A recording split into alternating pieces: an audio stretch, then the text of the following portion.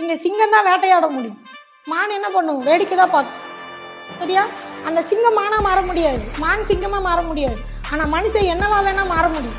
அப்போ ஒரு வேலைக்கு போயிட்டு ஒரு அமைதியான வாழ்க்கை வாழணும், எனக்கு மைண்டு ஸ்ட்ரெஸ் ஆகக்கூடாது, எனக்கு இருக்கிறது போதும், இருக்கிறத வச்சு நான் வாழ்ந்துக்கிறேங்கிறது தப்பு இல்லை. அது அவங்களோட மைண்ட் செட், அது மானோட மைண்ட் செட். நீ அமைதியாக உன் வாழ்க்கை வாழு.